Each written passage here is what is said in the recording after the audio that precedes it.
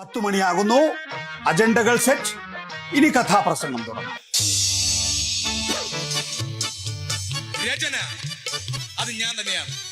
9 മണിക്ക് മാധ്യമങ്ങളിലൂടെ സെറ്റ് ചെയ്യുന്ന അജണ്ട 10 മണിക്ക് വാർത്താ സമ്മേളനത്തിൽ ആദ്യം എല്ലാ ചോദ്യങ്ങളും ചോദിക്കുന്നു എന്ന് വരുത്താം. ചോദിച്ചോ, 2, 3, 4 പേര് ചോദിച്ചോ, എന്നിട്ട് ഞാൻ മറുപടി പറയാം.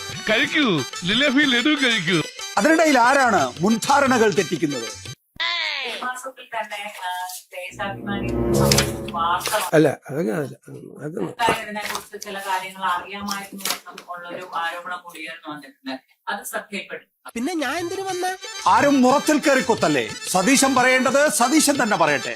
ഞങ്ങളുടെ MD അവിടെ ചാർജ് എടുക്കുന്നത് ജൂൺ 11-ാം തീയതിയാണ്. അതിനു മുമ്പ് അറിയാമായിരുന്ന ഏക പത്രം ദേശാഭിമാനിയാണ്. ദേശാഭിമാനിയുടെ സോഴ്സ് എന്താണ്? ഗവൺമെന്റാണ് ദേശാഭിമാനിയുടെ സോഴ്സ്. അപ്പൊ ഇതാണ് സതീശൻ.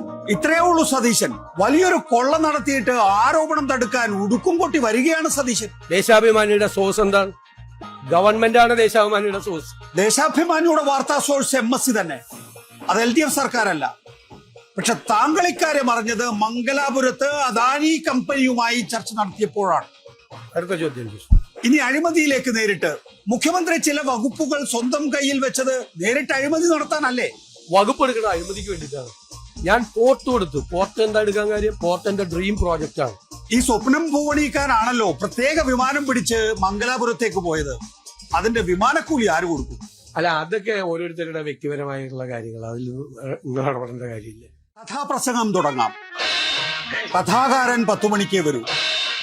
ഇപ്പോ സമയം 9 മണിയേ ആയിട്ടുള്ളൂ. അതുവരെ ദേ അങ്ങോട്ടേക്ക് നോക്കൂ.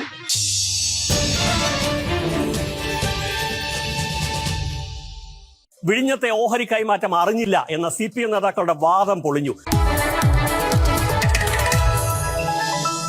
പിറ്റേന്നുള്ള ദേശാഭിമാനി പത്രം ആദ്യം വലിയ സംഭവമായും അനുകൂലമായിരുന്നു എഴുതിയിരുന്നത്. 10 മണിയാകുന്നു. അജണ്ടകൾ സെറ്റ്. ഇനി കഥാപ്രസംഗം തുടങ്ങാം. രചന അത് ഞാൻ തന്നെയാണ്. 9 മണിക്ക് മാധ്യമങ്ങളിലൂടെ സെറ്റ് ചെയ്യുന്ന അജണ്ട 10 മണിക്ക് വാർത്താ സമ്മേളനത്തിൽ ആദ്യം എല്ലാ ചോദ്യങ്ങളും ചോദിക്കുന്നു എന്ന് വരുത്താം. ചോദിച്ചോ, 2, 3, 4 പേര് ചോദിച്ചോ, എന്നിട്ട് ഞാൻ മറുപടി പറയാം. കഴിക്കൂ, ജിലേബി ലഡു കഴിക്കൂ. അതിനിടയിൽ ആരാണ് മുൻധാരണകൾ തെറ്റിക്കുന്നത്? അല്ല, അതൊന്നും കുറിച്ച് ചില കാര്യങ്ങൾ അറിയാമായിരുന്നു എന്നുള്ളൊരു ആരോപണം കൂടി ഉയർന്നു വന്നിട്ടുണ്ട്. അത് ശ്രദ്ധയിൽപ്പെട്ടു. പിന്നെ ഞാൻ എന്തിനു വന്ന? ആരും മുറത്തിൽ കയറി കൊത്തല്ലേ. സതീശൻ പറയേണ്ടത് സതീശൻ തന്നെ പറയട്ടെ. ഞങ്ങളുടെ MD അവിടെ ചാർജ് എടുക്കുന്നത് ജൂൺ 11-ാം തീയതിയാണ്. അതിനു മുമ്പ് അറിയാമായിരുന്ന ഏക പത്രം ദേശാഭിമാനിയാണ്. ദേശാഭിമാനിയുടെ സോഴ്സ് എന്താണ്? ഗവൺമെന്റാണ് ദേശാഭിമാനിയുടെ സോഴ്സ്. അപ്പൊ രാവിലെ മാധ്യമങ്ങളിൽ വാർത്ത വരുത്തി അജണ്ട സൃഷ്ടിച്ച് ഞാൻ അഴിമതി നടത്തി എന്ന ആരോപണം പൊളിഞ്ഞില്ലേ എന്ന് ഭയങ്കരമായി എഴുന്നള്ളിക്കാൻ ശ്രമിച്ചത്. സതീശൻ പറഞ്ഞ ദേശാഭിമാനി പത്രം നോക്കാം. ജൂൺ 5 ദേശാഭിമാനിയുടെ തിരുവനന്തപുരം എഡീഷനിൽ ഇങ്ങനെ ഒരു വാർത്തയുണ്ട്. വിഴിഞ്ഞത്ത് വരും MSC ടെർമിനൽ. വിശദാംശങ്ങൾ ഇങ്ങനെയാണ്. വിഴിഞ്ഞം തുറമുഖത്ത് ലോകത്തിലെ ഏറ്റവും വലിയ കണ്ടെയ്നർ ഷിപ്പിംഗ് കമ്പനി MSCയുടെ ടെർമിനൽ വരാൻ സാധ്യതയേറി. ദേശാഭിമാനിയിലാണോ ഈ വാർത്ത ആദ്യം വന്നത്? ഒരു ദിവസം VD സതീശൻ എത്ര നുണ പറയും? അതിനു മുമ്പ് അറിയാമായിരുന്ന ഏക പത്രം ദേശാഭിമാനിയാണ്. ദേശാഭിമാനിയുടെ സോഴ്സ് എന്താണ്? സതീശൻ, MSC അദാനിയിൽ നിക്ഷേപിക്കുന്നു എന്ന വാർത്ത ആദ്യം വന്നത് ദേശാഭിമാനിയിലല്ല. അതിനും 4 ദിവസം മുൻപ് ജൂൺ 1 ഇക്കണോമിക് ടൈംസ് എന്ന പത്രത്തിലാണ്. എക്കണോമിക് ടൈംസ് പത്രം വായിക്കാം. അദാനി തുറമുഖം ലോകത്തിലെ ഏറ്റവും വലിയ കണ്ടെയ്നർ ഷിപ്പിംഗ് കമ്പനിയായ MSCയുമായി 49% ഓഹരി വിൽക്കുന്ന വിഷയത്തിൽ ചർച്ച നടക്കുന്നു. ജൂൺ 1 എക്കണോമിക് ടൈംസ് പത്രം കണ്ടല്ലോ. അതിനും 2 ദിവസം കഴിഞ്ഞ് ജൂൺ 3-ാം തീയതി മാതൃഭൂമി പത്രം ഈ വാർത്ത മലയാളത്തിൽ റിപ്പോർട്ട് ചെയ്യുന്നുണ്ട്.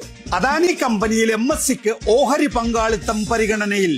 ഇക്കാര്യത്തിൽ ഇരു കമ്പനികളും ചർച്ച തുടങ്ങിയതായാണ് സൂചന. അതായത് ദേശാഭിമാനി വാർത്ത കൊടുക്കുന്നതിന് 2 ദിവസം മുമ്പ് തന്നെ മറ്റൊരു മലയാള പത്രത്തിൽ പോലും ഈ വാർത്ത വന്നിട്ടുണ്ട്. അറിയാമായിരുന്ന ഏക പത്രം ദേശാഭിമാനിയാണ്. ഇതാണ് സതീശൻ.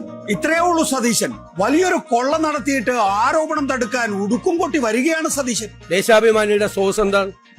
ഗവൺമെന്റാണ് ദേശാഭിമാനിയുടെ സോഴ്സ്. ദേശാഭിമാനിയുടെ വാർത്താ സോഴ്സ് MSC തന്നെ, അത് LDF സർക്കാരല്ല. പക്ഷെ താങ്കൾ ഇക്കാര്യം അറിഞ്ഞത് മംഗലാപുരത്ത് അദാനി കമ്പനിയുമായി ചർച്ച നടത്തിയപ്പോഴാണ്. അടുത്ത ചോദ്യം. ഇനി അഴിമതിയിലേക്ക് നേരിട്ട്.